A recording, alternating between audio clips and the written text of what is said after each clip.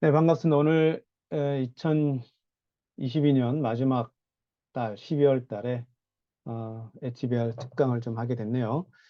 오늘 주제는 정치적 문제와 기업 경영이라고 제가 한글로 제목을 좀 뽑아봤는데요. 제목은 밑에 있는 것처럼 뭐 Strategy in a Hyper Political World라고 되어 있네요. 정치가 만연한 이 세상에서 기업 경영을 어떻게 할 것이냐라는 내용이죠. 네. 이에 대해서 하버드 비즈니스 리뷰가 어떻게 떠들었느냐, 이제 이것을 좀 보게 되는 건데요.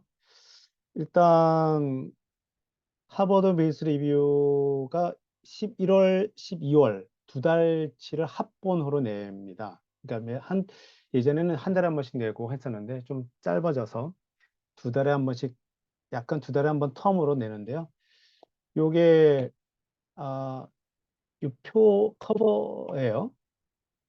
그래서 커버를 보면 굵은 글씨로 What does your company really stands for? 이렇게 나오죠. 그러니까 도대체 니네 기업이 정말 하고자 하는 게 뭐냐? 뭐 이런 주제로 이게 커버스터로 되어 있는데, 제가 강의 특강하는 아티클을 선정할 때는 이거를 좀 많이 이용해요. 음, 그 나왔다. 네.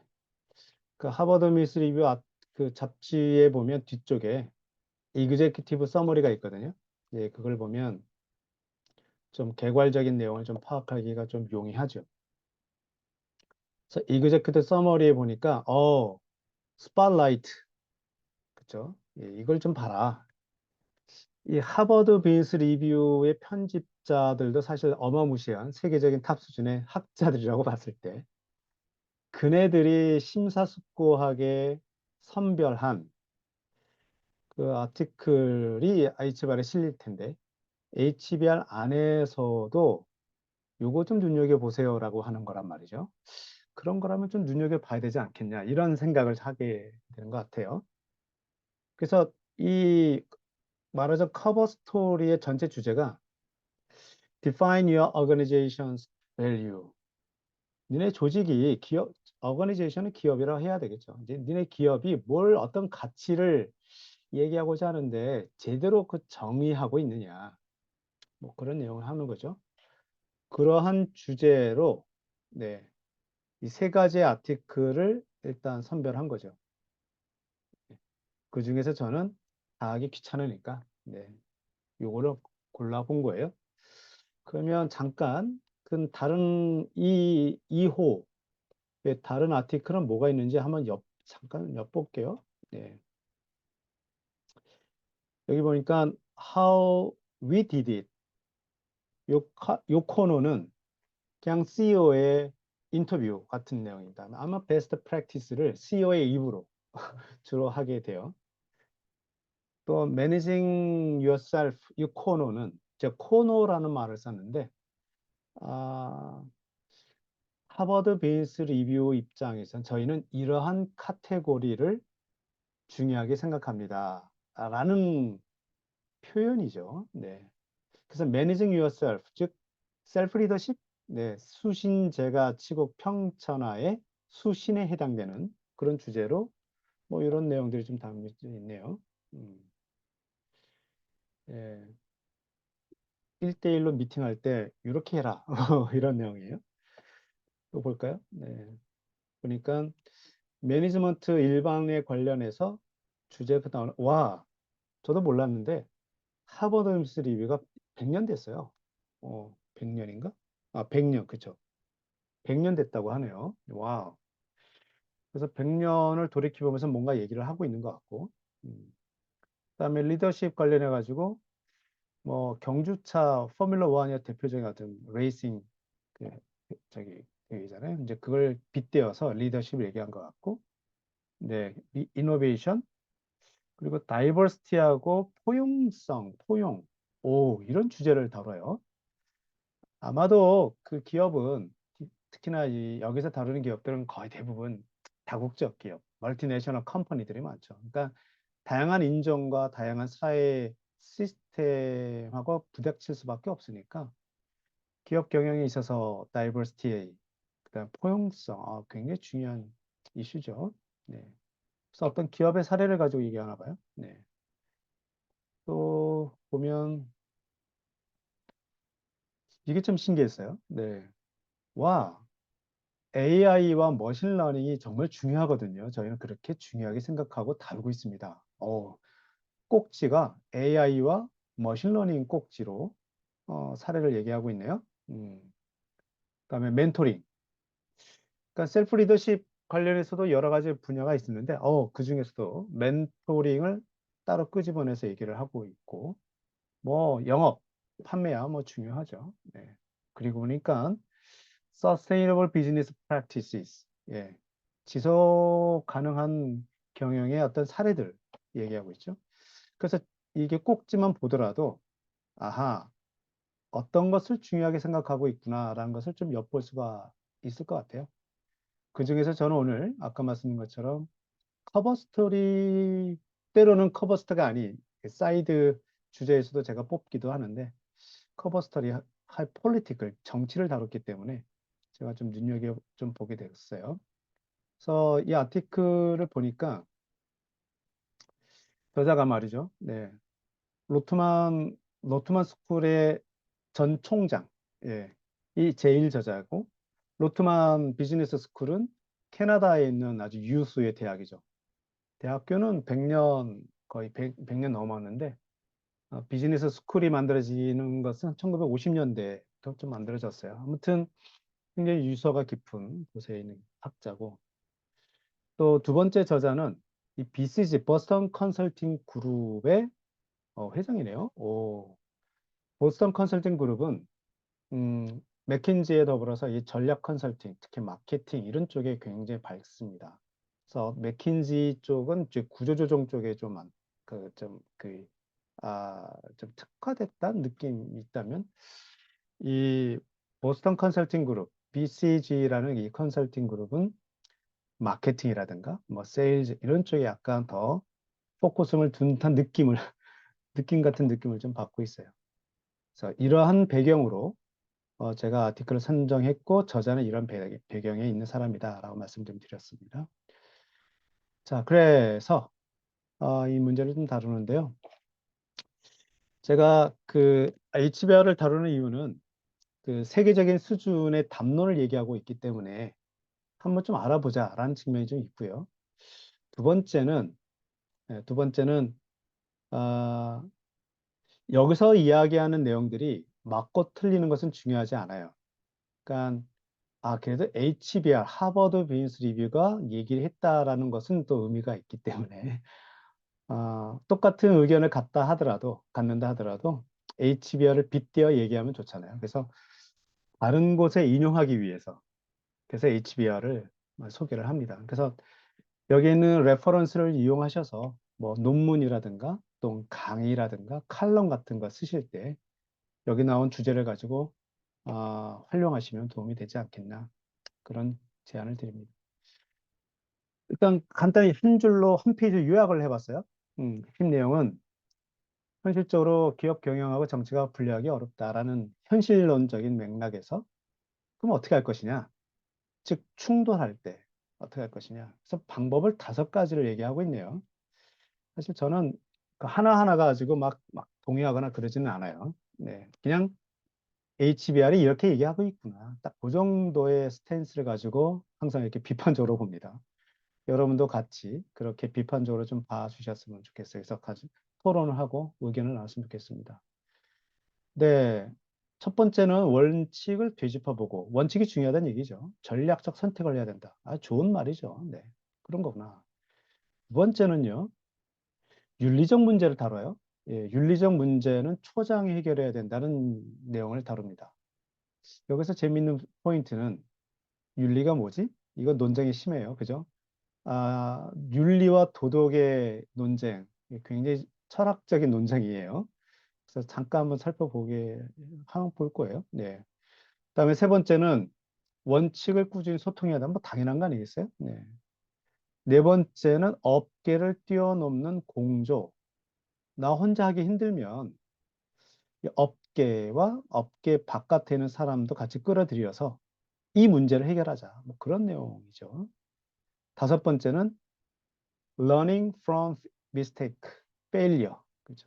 예, 실수할 수도 있는데 실수를 학습을 받아들여야 돼. 어떻게 보면 제목만 보면 되게 상식적인 이야기고 당연한 이야기처럼 들립니다.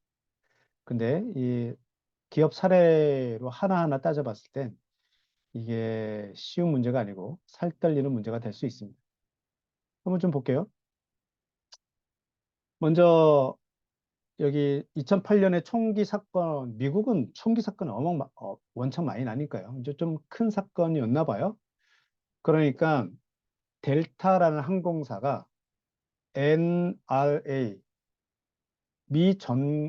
전미 총기 협회죠. 예. 아마 거기에 그 회원들한테 할인 혜택을 줬나 봐요.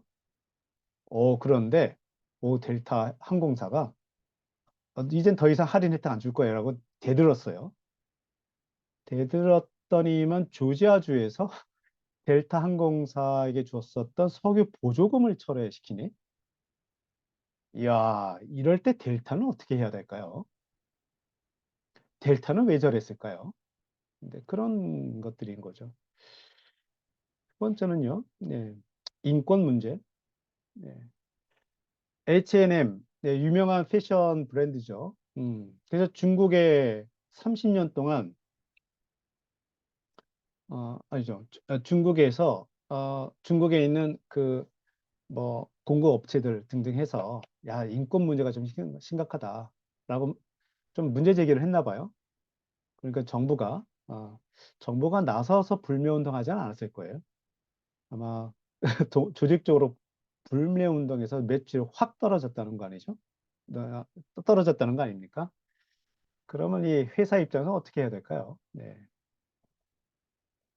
그다음에 Don't Say Don't Say Gay라는 법안이 뭐 플로리다 주에서도 뭐 이렇게 나왔는데 이게 이거죠. 학교, 초등학교, 중학교, 고등학교, 네, 학교에서는 더 이상 게이라는 표현도 하지 말아라. 예, 이게 무슨 뜻일까요? 네, 그러니까 아예 그 성소수자에 대해서 언급하지 말아라는 얘기죠. 그러니까 성소수자에 대한 아, 거부 반응이 확 드러나는 그런 법안이 통과가 됐단 말이죠. 그러니까 디즈니에서 공개적으로 반대를 해버립니다. 그러니까 플로리다 주에서 론 드센티스 주지사가 아주 유명한 주지사인데 정치적인 보복을 해버려요. 음, 눈에 한번 볼까요? 음, 디즈니와 싸우는 플로리다 주지사. 왜 그랬니? 너 왜 그랬니? 잠깐 보죠. 광고가 좀 많으니까 이렇게 볼까요? 네.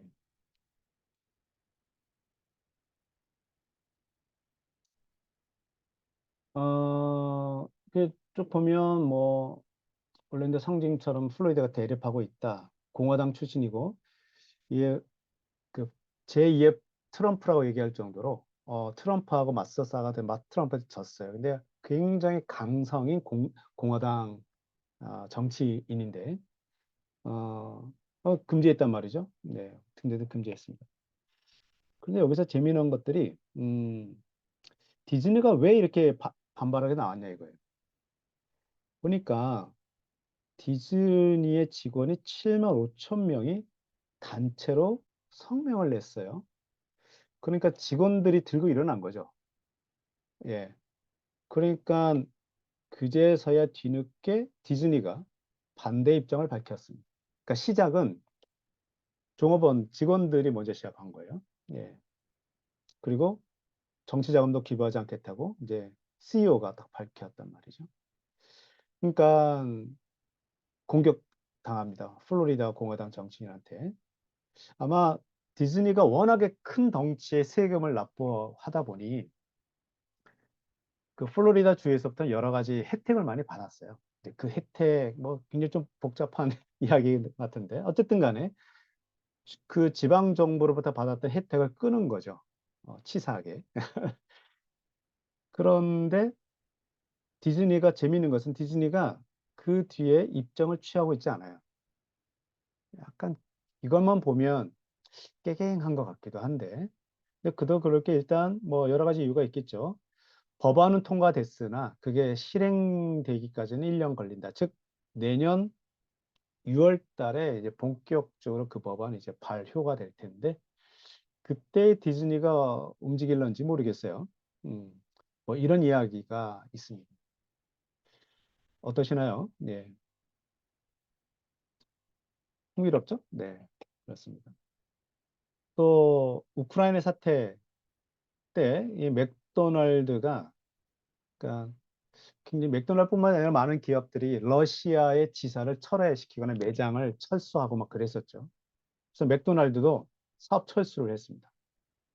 그러니까 맥도날드 입장에서는 우크라이나 사태에 대해서 약간의 항의적인 입장을 취해야 된다고 생각한 것 같은데 그 때문에 30년간 공들였던 러시아 시장이 다 사라진 거죠. 아, 앞으로 어떤 일이 벌어질까요? 네. 기업들은 왜 이런 판단을 했을까요? 뭐 이런 백그라운드입니다. 이렇게 기업들은 아무튼 이 정치적이란 말이 이제 정치적인 압박, 뭐 뇌물 달라, 뭐 이런 게 아니죠. 그러니까 다양한 의견에 대해서 충돌되는 사안에 대해서 네, 어떤 입장을 취해야 된다는 얘기 아니겠어요? 네. 그래서 사실 기업의 입장에서는 눈치를 볼 수밖에 없죠. 예. 일단 기업의 입장도 입장이지만 고객들의 눈치를 볼 수밖에 없고 주주나 종업원들의 눈치를 보게 되죠. 그래서 사실 기업과 주주 종업원들이 영향력을 발휘해서 기업을 움직이게 하는 거 중요하죠. 네. 그래서 정치 세력 단체의 영향을 받는 정치권을 하고 대항하게 만든다는 거 아니겠어요? 그런데 한번 생각해 볼 것은 이렇다면 말이죠. 어, 주주 고객이나 종업원들이 아예 저쪽에 정치 세력 단체에 영향을 미칠 수도 있는 거 아니야? 라는 생각을 좀 해봤어요. 네. 그런 내용은 여기 이 아티클에 나오지는 않습니다. 그런 사례는 아직 없는데요. 이런 상상도 해볼 수 있지 않을까 싶어요. 하지만 이게 말처럼 쉽지 않은 것은 이해 집단의 양극화가 갈수록 심해진다는 거죠. 그러니까 이 시스템이 워낙 복잡하다 보니까 제가 시스템 작업을 강의할 때 누누이 강조하는 포인트가 몇 가지가 있는데 그 중에 하나가 시스템은 죄가 없다. 가치 중립적이다. 라는 표현을 합니다. 밸류가 프리하다. 따라서 보는 관점에 따라 얼마든지 달리 해석될 수 있는 것은 당연한 거다. 그래서 그 당연하다는 것을 받아들이지 않고 어떠한 가치를 상대방한테 강요하는 순간 갈등이 생길 수밖에 없는 거죠. 네. 그래서 그 갈등을 좀 압도적인 뭐 힘으로 눌러버린다 하더라도 이게 당장은 그게 해결된 것처럼 보여도 그 갈수록 이게 타협되지 않죠. 양극화 문제가 심각하기 때문에 이 쉽지 않다. 그래서 어떻게 해결할 것이냐? 그래서 첫 번째가 실질적인 제한, 실질적인 원칙을 고수해야 된다라는 얘기하는데 이 실질적이라는 표현을 제가 원문에는요, 이게 로버스트, 로버스트 프린시플이라는 단어를 썼어요. 근데 저는 그거를 문맥을 보니 그냥 실질적인 원칙이라고 좀 실행 가능한 원칙 또는 하여튼 실질적인 원칙이라는 표현이 적합할 것 같아서 제가 바꿨는데 여러분들은 좀 판단하시면 됩니다. 뭐 제가 번역한 게 다 맞다고 할 수는 없을 테니까요. 일단 내용인즉슨 이렇습니다. 일단 환경이 예측할 수 없지 않느냐. 따라서 이럴 때는 그 환경에 따라서 내가 나의 원칙을 그때그때 달리 할 수 있느냐. 그건 아니다 이거죠. 네. 근데 이 원칙이라는 것은 포인트는 이거죠. 포인트는 이 원칙이라는 것은 그 비계량적으로, 네. 비재무적인 내용이라는 거죠. 즉, 가치 판단의 영역이라는 게 포인트죠. 핵심이죠. 네. 그래서 관심을 두고 봐야 될 게 바로 이거죠. 가치 판단의 영역이라는 거. 그러면 가치 판단의 기준을 어디에 둬야 될까요? 경영자의 아버지, 창업자의 정신을 두고 봐야 될까요? 아니면 고객 기준으로 봐야 될까요? 아니면 주주가 요구하는 가치를 기준으로 봐야 할까요? 이게 좀 궁금했는데 여기서는요. 와, 놀랍게도 이런 얘기까지 하네요. 사법부도 동의할 수 있는 포괄적인 가치를 강조를 합니다. 이게 굉장히 실리적인 이야기인 것 같아요. 그러니까 말하자면 법적으로 하자 없는 그런 내용을 그 정도로 이렇게 포괄적인. 사실 법이라는 것도 계속 기준이 법에 대한 잣대, 기준도 시대에 따라 다르지만 어쨌든 법은 그 사회에서 얘기되는 시대적인 담론, 가치가 가장 늦게 반영된 또 다른 기준이 아닌가 생각이 들어요. 그런 면에서는 일리가 있네라는 생각도 드네요. 음. 예컨대 이런 거 있습니다. 그래서 또 명확해야 된다고 하는데 뇌물을 주지도 말고 받지도 말라. 딱 명확하지 않나요? 네. 이거 나쁜 짓을 하지 말라는 것보다 좀 더 명확하지 않나요? 그죠? 사회복지에 기여해야 한다 하면 사회복지가 뭐지? 어디부터 사회복지야? 나쁜 짓을 하지 말라고 하는 순간 나쁜 짓이 뭐예요? 나쁜 짓의 기준이 뭐야? 이럴 수가 있는데 뇌물이라는 것은 누가 봐도 법으로도 금지되어 있으니까요. 네. 이런 사례, 예를 들어서 얘기하고 있습니다. 좀 더 볼까요? 네. 또 이런 이제 원칙, 그 회사가 지니고자 하는 원칙에 대해서 뭐 이런 얘기 하는데 기후변화에 맞서서 싸우기 위해 기술을 빨리 진화시켜야 된다. 그래서 우리는 특허를 다 공개한다. 그래서 테슬라가 아주 도전적으로 특허를 다 공개했잖아요. 와, 대단해요. 하여튼간. 네. 그래서 누구나 갖다 쓸 수 있게 말이죠. 그래서 그 덕분에 기술을 빨리 진화. 뭐 이게 어, 딱히 이 사례가 이 아티클에 얼마나 적합한지는 제가 잘 모르겠는데 일단 이런 사례를 갖고 왔고요.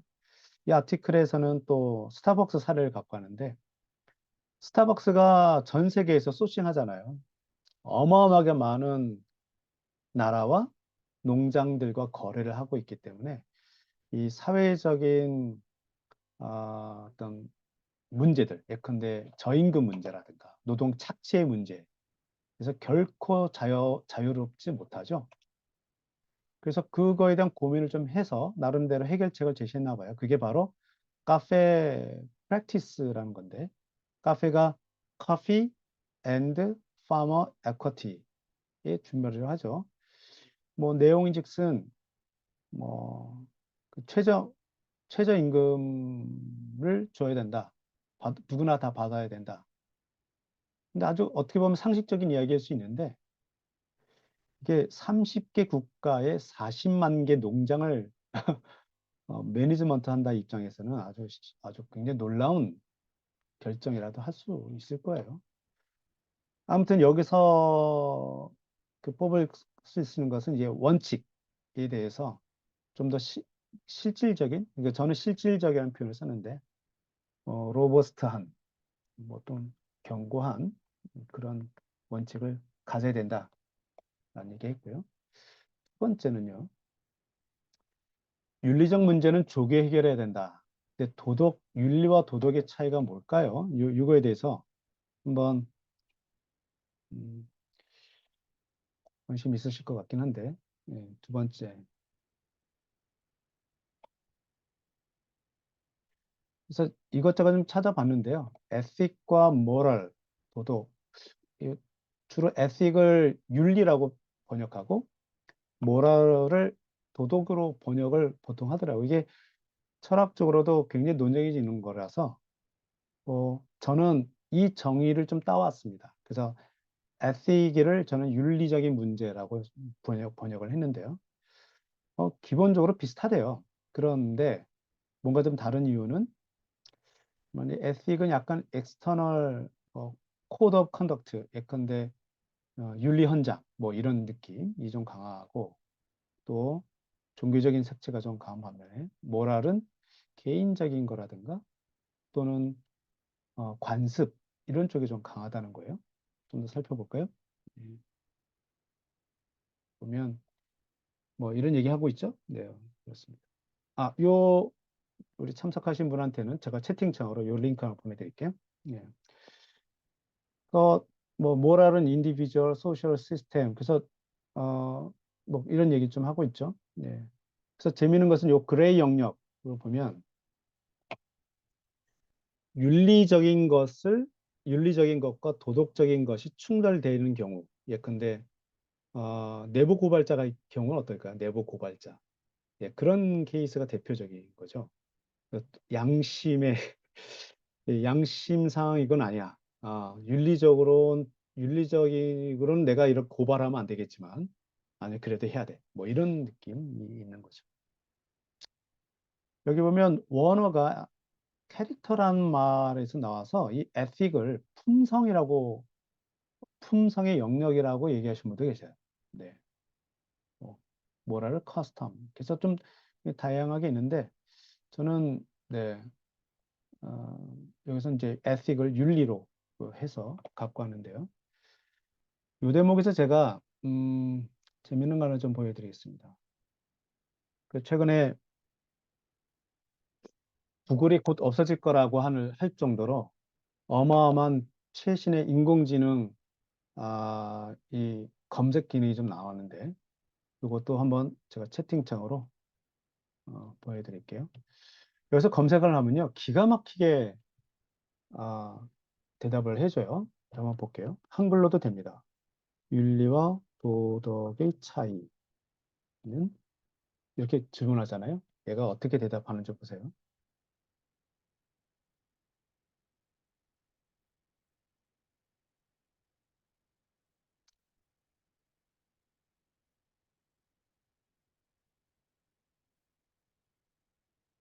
규범, 규칙. 네.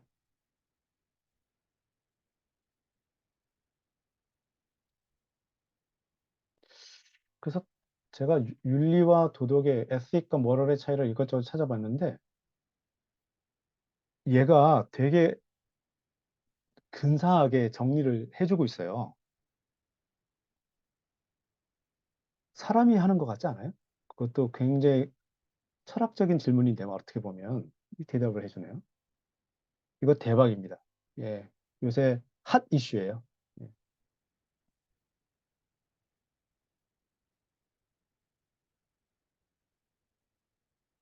잠깐 좀 보겠습니다. 그래서 다시 트라이 어게인 하잖아요. 그러면 대답이 달라요. 달리 나오죠. 그러니까 같은 질문에 대해서도 그럴싸한 또 다른 대답을 또 해줍니다. 자, 요 정도까지 말씀 좀 드리고요. 네. 아무튼 저는 그 윤리적인 문제를 이제 이렇게 갖고 왔어요. 그래서 여기에서는 잠재 시장을 우리 기업 경영에 있어서 잠재 시장이 있으면 빨리 선점, 이게 굉장히 중요하잖아요. 네. 그래서 윤리적인 문제도, 잠깐만요. 네. 됐죠? 네. 윤리적인 문제도 이 전면에 나오면 이미 늦으니까 빨리 해라. 그런 거죠. 그랬을 때 미래의 위험을 미연에 방지하는 것은 좋은데 이 단점 사실 사건이 터져봐야 큰 문제인 거 알잖아요. 이 예방 활동하는 모든 것이 다 어떤 딜레마가 있죠. 이게 예방을 하면 실제 어떤 문제가 있었는지 모르기 때문에 제대로 한 거야 효과가 있는 거요 없는 거야라고 말하기가 애매한 부분이 좀 있죠. 아무튼 윤리적인 문제를 조기에 해결하기 위해서는 개별 기업 차원에서 물론 대응해야 되겠지만 그렇지 못할 때는 업계 리더를 중심으로 공동 대응하는 것도 생각해 봐요. 좋은 것 같아요. 근데 사실 이 아티클에서는 이렇게 자세히 쓰지는 않았지만, 이 업계 리더를 중심으로 공동 대응한다는 게 말처럼 간단한 문제가 아닌 게, 헤게모니, 이니셔티브를 업계 리더가 가져가야 되잖아요. 그러면 나는 문제는 해결했겠지만 왠지 소위 업계 리더만 좋은 꼴이 되게 만드는 것도 있지 않을까요? 네. 그것까지도 아마 고민하게 될 거예요. 네. 자, 근데 대표적인 게 이제 블러드 다이아몬드라는 이슈가 있습니다. 레오나르도 디카프리가 나온 영화죠. 굉장히 좋은 영화죠. 네. 그래서 다이아몬드를 만드는 그 과정에서 생기는 노동 착취, 그다음에 다이아몬드 판매에서 얻는 수익이 이 무기 거래 뭐 유통되는 것을 아주 잘 지적했죠.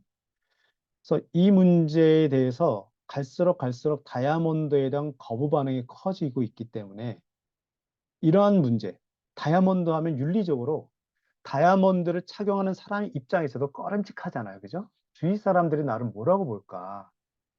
예, 이런 것까지 생각하게 되는 거죠. 그렇게 생각한 업체 중에 드비어스라는 업체가 1888년부터 세워진 업체니까 어마무시한 오래된 역사 전통을 자랑하는 기업인데 사람들이 블러드 다이아몬드라는 이슈 때문에 윤리적으로 깨름칙하게 다이아몬드 착용하는 것을 거부 반응하니까 선제적으로 어떤 활동을 했냐면 킴벌리 프로세스한 회사에 그 의지해서 여러 가지 이런저런 문제를 해결합니다. 이 킴벌리 프로세스라는 회사는 정확한 명칭은 킴벌리 프로세스 인증 체계인데요. 아프리카 다이아몬드 채굴 과정에서 아동 강제 노역을 비롯한 인권 유린이 자행되고 이것이 이제 분쟁 지역의 무게 구입에 자금원으로 쓰이는 것을 막기 위해서 2003년에 출범한 국제협의체예요. 이게 대한민국도 포함이 되어 있는데 현재 75개 회원국들이 가입해서 활동하고 있어요. 여기 보니까 여러 가지 업적도 있습니다. 근데 여기도 말이죠. 어, 뭐 킴벌리가 위기가 있다 그런 얘기 나오잖아요. 그러니까 어떠한 문제가 있는데 이 킴벌리 프로세스마저도 눈을 감고 있다. 뭐 이런 이슈가 또 생기고 있나 봐요. 뭐 어마어마한 이권이 개입되다 보니 아마 이 감시기구 인증체계 여기도 큰 목소리를 못 내는 상황까지도 어떤 있었나 봐요. 아무튼 그러니까 이게 능사가 아닌 거죠. 그래서 드비어스라는 이 회사는 외부의 도움 없이 내부적으로도 여기 보니까 뭐 여러 가지 활동을 좀 시스템을 만든 거죠.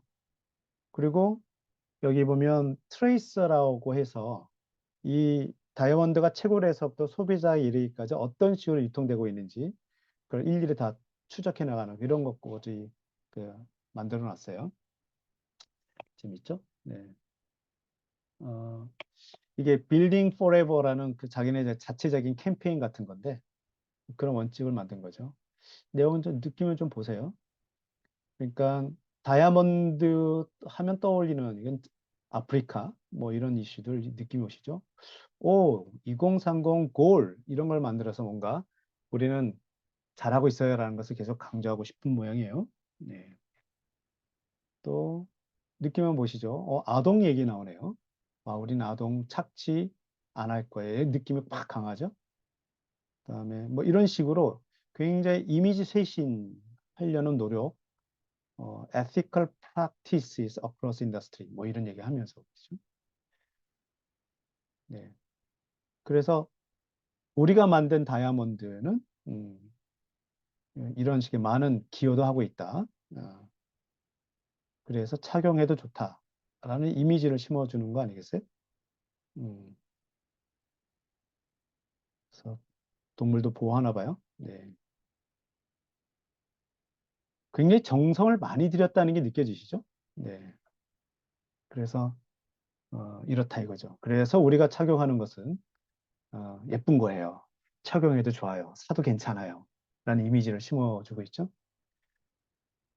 또 베스트 프랙티스 프린서플이라고 해서 뭐 이런 뭐 인증 시스템도 운영하나 봐요. 네.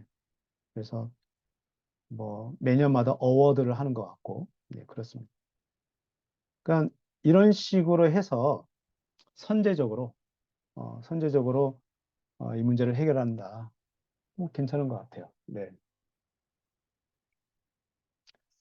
세 번째는요, 꾸준한 소통을 해야 된다. 당연하겠죠. 그리고 원칙이 화석화되지는 않는다. 즉, 그냥 서랍에 집어넣고 쓰지 않고 이런 게 아니라 해야 된다는 얘기인데, 원칙은 꾸준히 적용될 때만 신뢰받을 수 있다. 이게 아까 그 사례가 다시 나왔는데, 요 주지사하고 디즈니의 관계가 좀 묘한 게, 디즈니가 성소수자를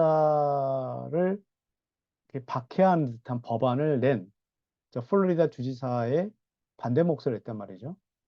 근데 약간 등 떠밀려서 했어요. 이쪽 뭐 몇몇 명이 되는 조업원들이 막 하니까 등 떠밀려서 했단 말이죠. 그 사건이 터진지 했고 그냥 목소리만 키우고 계속 행동이 별로 없는 상황. 그래서 그 뒤에 아직도 소식은 그 묘연하다는 거 아니겠어요? 또 원칙을 적용하는 원칙은 뭐 말이 좀 이상하네요. 원칙을 적용하는 것은 이렇게 바꿔야 되겠네요. 좀 바꿔볼까요? 네, 말이 좀 이상하네. 자, 원칙을 적용하는 것은 이렇게 바꿔볼게요.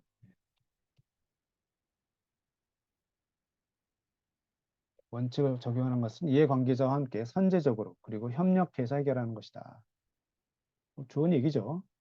근데 여기 사업을 그만둔다가 하더라도 라고 하는데 CVS 파머시 하면 얘를 사회가 언급이 됩니다. CVS는 컨비니언트 스토어라고 우리는 알고 있는데 사실 그게 아니라 커스터머 밸류 스토어라는 어마무시한 회사죠.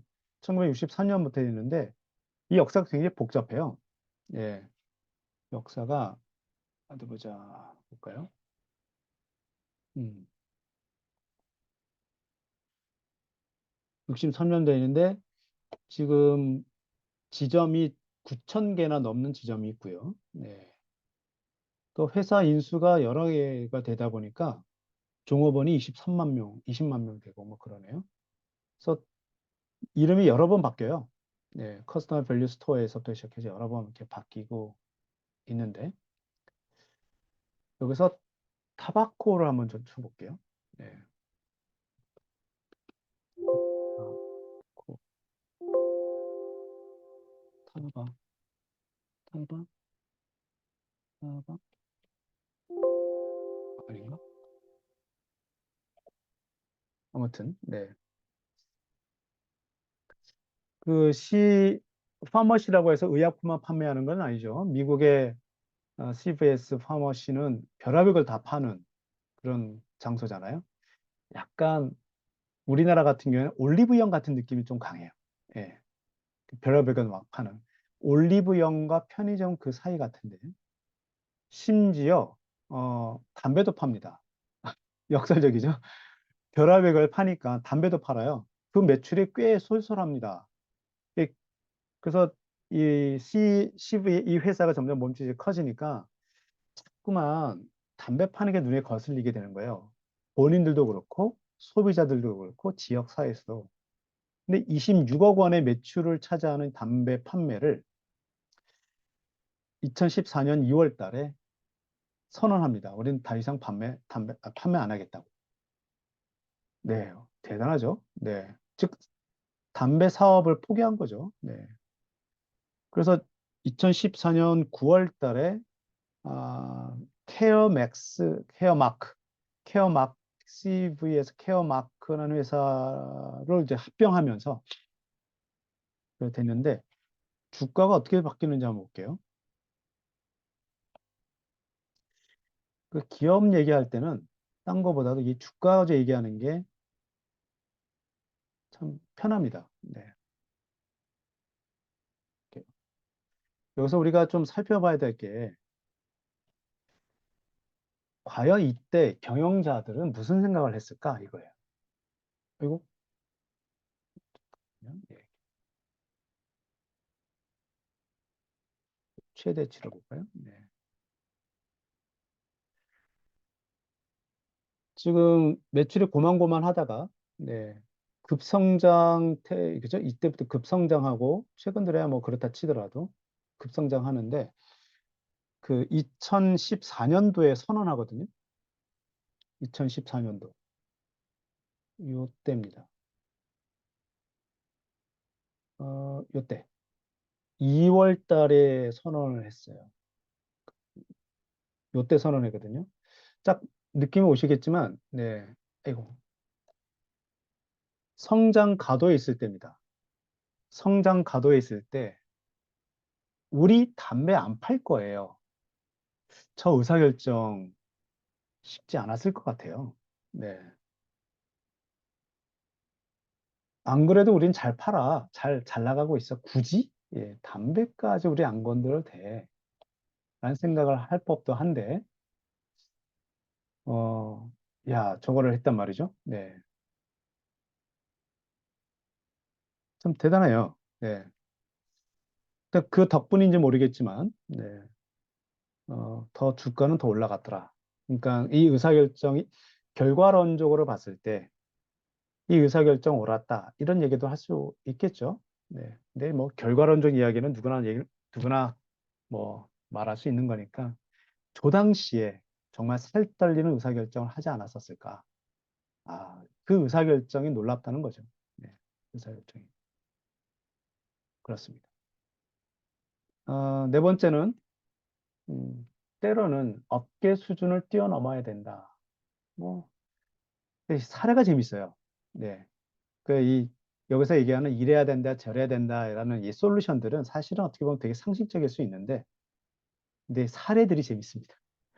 사례가 저게 뭐냐면 인공지능 기반으로 채용을 하는 거잖아요. 예, 여러 가지 조건을 집어넣으면 인공지능이 얘는 우리 기업에 적합한 사람이야. 얘는 아니야. 이거, 네. 이렇게 지금 기업이 진행하고 있다는 거 다들 알고 계십니까? 네. 꽤 많이 사용하고 있대요. 엄청나게 많이 사용하고 있는데 이게 갈수록 문제가 생기는 거죠. 이게 한두 업체만 이 시스템을 사용하는 것이 아니고 한두 업체만 이러한 시스템을 제공하는 것도 아닙니다. 네. 이 알고리즘이 이렇게 막 어려운 것 같진 않은가 봐요. 그 업계에서는. 아무튼, 인공지능을 기반으로 해서 고용하는 이 시스템이 굉장히 유행처럼 퍼져가고 있는데, 슬슬 문제가 나타난 거예요. 예컨대, 뭐, 흑인이라든가, 뭐, 비만이라든가, 뭐, 비만한 사람들, 뭐 이런 사람들은 뭐, 아니야, 라고 한다든지, 아마 그러진 않을 텐데, 채용할 때 사진을 가지고 채용하지는 않을 텐데. 아무튼 그 설계자의 인텐션, 예, 의도라든가 편견들이 반영되고 있다라는 것이 예, 하나둘씩 나타나기 시작한 거예요. 그래서 이 문제는 어떻게 할 거죠? 이 문제는 한 기업이 해결할 수 없잖아요. 예, 이 업계 모두가 공통적으로 하고 있는 거란 말이죠. 그야말로 고양이 목에 방울 달기식의 문제인 거고, 또 이렇게 성에 대해서 또는 뭐 인종에 대해서 편견이 반영되고 있는 현상은 좀 문제가 있는 거잖아요. 자, 이거를 해결하기 위해서 우리의 선수가 나타났습니다. 이 파이메트릭스라고 읽어야 될지 피메릭틱스라고 읽어야 될지 모르겠는데 아마 파이메트릭스라고 읽겠죠. 2011년에 만들어진 이 회사가 어떤 결정을 했냐면 네, 그 동종업계뿐만 아니라 시민사회 단체, 그다음에 고객사들 다 아우르고 뿐만 아니라 뉴욕시까지도 해서 어, 법안을 만들어요. 예. 그래서 이 법안? 그 법안을 만듭니다. 그래서 법안이 통과됐어요. 이게 2000, 언제야? 2021년? 그쵸. 2021년에 통과됐습니다. 즉, 이 업계에서 10년 동안 차곡차곡 쌓고 엄청난 실력이 있는데 상장하지는 않았어요, 아직. 근데 10년 뒤에 딱 보니까, 이 문제, 이 설계자의 의도와 편견이 들어가는 인공지능 이 서비스가 계속 문제가 커지면 장기적으로 우리는 음, 그 기반을 잃을 수 있다. 그래서 이 고양이의 목을 다는, 고양이의 방울을 다는 그것을 같이 한 거죠. 그렇게 했대요. 네. 그래서 이 검색을 하면 우리는 편견과 의도가 없는 깨끗한, 안전한 인공지능에 의한 채용 시스템을 제공합니다. 이런 식으로 대대적인 마케팅하고 그렇습니다. 그래서 업계의 표준이 달라진 케이스죠. 업계 표준이. 또, 네, 실수에서 학습하기, 지멘스 얘기를 할 건데요. 어, 복병은 늘 있다라고 제가 이렇게 의역을 좀 했는데, 이 시스템 복잡하니까 내가 아무리 준비를 잘해도 어디서 터질지 모르잖아요. 네. 어디서 터질지 모릅니다. 그럴 때 어떻게 할 거냐. 즉, 일이 벌어졌어요. 일이 벌어지면 그 다음에 수습을 잘해야 된다 이거죠. 근데 수습을 잘하면, 예, 수습을 잘하면, 어, 역전에서 성공한 사람이 많죠. 예컨대 역적에서 영웅으로 된다든지, 범죄자에서 성인이 된다든지, 뭐 이럴 수가 있어요.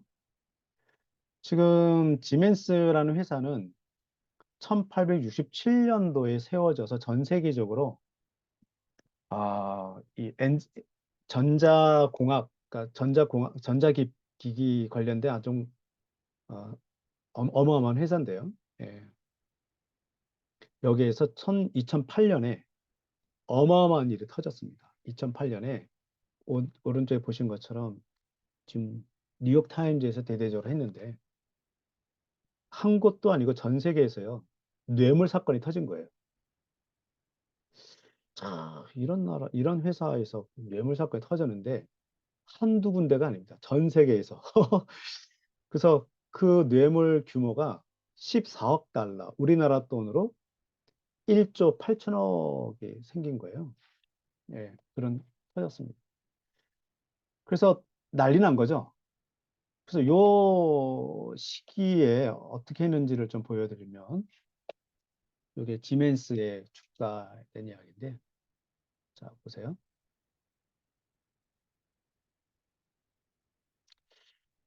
이 회사는 1867년부터 세워진 회사라고 예전에 매출이 이 정도 됐었는데, 뭐, 갈수록 어마어마 계속 성장세가 있죠. 엄청난 성장세를 보이는 회사인데요. 2008년입니다. 2008년이면 대략 요쯤 되겠네요. 그죠? 2008년도 일이 터졌는데, 2008년도면 이게 하락 추세를 뭘로 설명할 수 있을까요?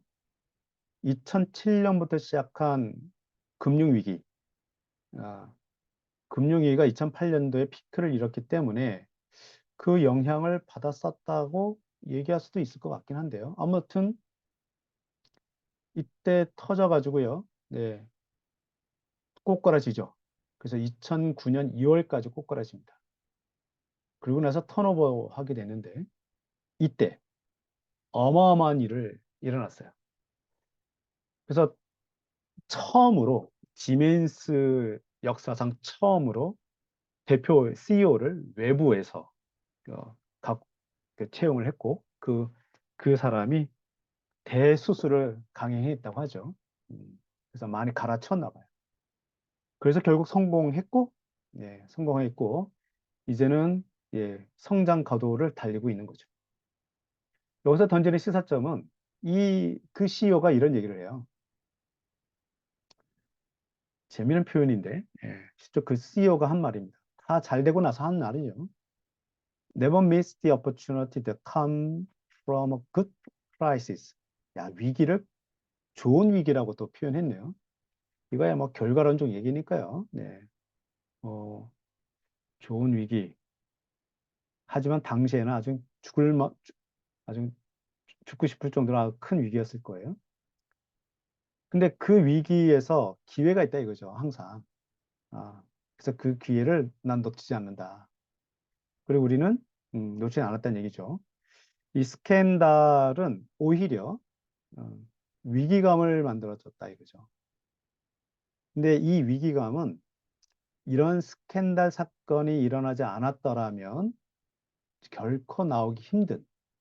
네, 예. 사실 기업의 변화를 촉진할 때는 가장 처음 해야 될 게 위기감을 조성하는 거거든요. 그게 아, 코틀러라는 사람이 코틀러가 아니라 존 카터인가? 카터라는 사람이 그, 그 기업의 혁신의 그 위기 관리의 어떤 대명사인데 그분이 8가지의 법칙을 얘기했어요. 예, 그러니까 위기 관리하려면 이렇게 해야 된다. 근데 그 첫 번째가 위기감을 공유해야 된다. 뭐 이런 얘기 했는데 아주 예, 잘 활용한 거죠. 저도 그럴게요. 네. 이 주가를 보면 2008년이니까 이 상태 아니겠습니까? 예. 특히 이 시기를 겪었잖아요. 우리가 변해야 할 이유가 없는 시기죠. 안 그래도 잘 나가고 있었고 문제가 없었다 이거죠. 예. 이 상태에서 문제는 계속 골마 터지고 있는 거죠. 그 안에서.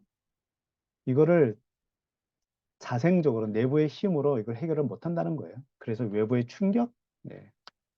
예, 외부의 피를 수혈해서 이걸 해결한 거죠.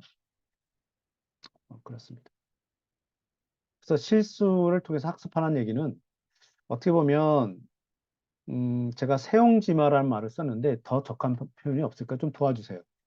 세옹지마는 느낌이 어, 상사가 저기 부하가 되고 부하가 상사가 되고 뭐 이런 식의 입장이 확 바뀌는 걸 얘기하는데 내 의지와 상관없이 환경이 변할 때 이런 말 쓰지 않나요?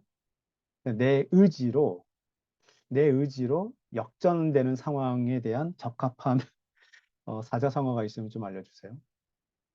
아무튼 이 5번째 제안의 포인트는 실수라고 하기에는 이건 큰 위험이죠. 사건이 사건.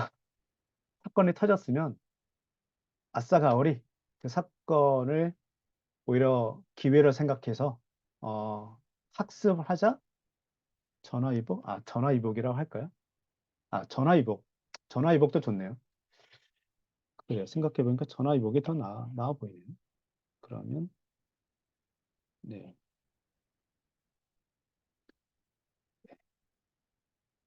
위복으로 만들어야 보겠습니다.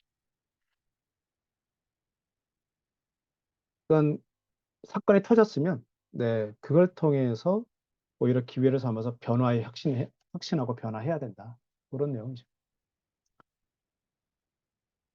자, 이제 마무리를 좀 할 건데요. 네. 이렇게 뭐 정치적인 문제는 뗄래야 뗄 수가 없는 문제다. 기업 경영에 있어서. 그럼 어떻게 할 것이냐. 이제 그런 거에 대한 고민을 한번 탁 던진. 잘하는 기업도 있지 않느냐.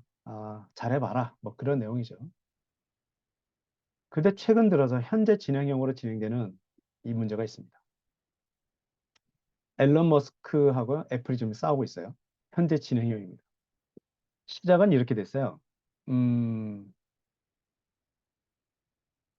네, 여기서부터 시작이 됐는데요. 네. 자, 복스 포퓰리, 복스 데이. 이것은 라틴어죠. 네. 백성의 소리는 신의 소리다라는 뜻인데, 이 트럼프 대통령이 복권돼야 된다는 뜻이에요. 네, 친 트럼프. 그래서 심지어 앨런 머스크가 투표를 했습니다. 자, 트럼프는 복권되는 게 맞냐, 틀리냐. 일단 압도적으로, 압도적으로, 네, 트럼프가 복권돼야 된다는 얘기가 이제 투표에 됐고, 봐라. 백성의 소리가 트럼프를 복권해야 된다는 얘기를 했고, 그 다음에, 음, 뭐라고 했냐면, 앨런 머스크가 트위터를 인수한 다음에, 그렇게, 가짜 뉴스를 배포하고 문제가 있어서, 과거에 트위터가 삭제한 계정을 복구시킨 거예요. 네. 그러니까 애플이 발표도 하지 않았는데 조용하게 아, 그 트위터 광고를 뺐습니다. 아마 트위터의 광고 매출의 30% 정도를 차지한다고 들었어요. 네. 쑥 뺐어요. 네. 그러니까 아까 디센티스라는 그 이 플로리다 주지사도 막 애플을 공격하고 뭐 그럽니다. 네. 그러니까 네. 앨런 머스크가 대놓고 이렇게 얘기하고 있죠. 네. 또 뭐 이렇게 얘기를 하고 있어요. 애플이 우리한테 광고를 빼는 것은 언론의 자유에 재갈을 물리고자 하는 것 같다. 뭐 이런 식의 뉘앙스가 깔려 있는 계속 선전포가 하고 있습니다. 심지어 어, 앨런 머스크가요. 네, 전기 자동차 만들었잖아요. 그 애플 아이폰 같은 거 우리도 만들 수 있어라는 얘기를 최근에 공공하게 얘기하고 있습니다. 과연 이 사건은 어떻게 흘러가게 될까요? 그래서 많은 기업의 비즈니스 스쿨에서 어떤 케이스 스터디로 또 활용이 될지 귀추가 주목되는 대목입니다. 자, 이것으로 제가 준비한 발제는 좀 끝냈고요. 네, 네, 끝냈고요. 지금부터는 뭐 간단하게 소감 얘기 좀 들어볼까요?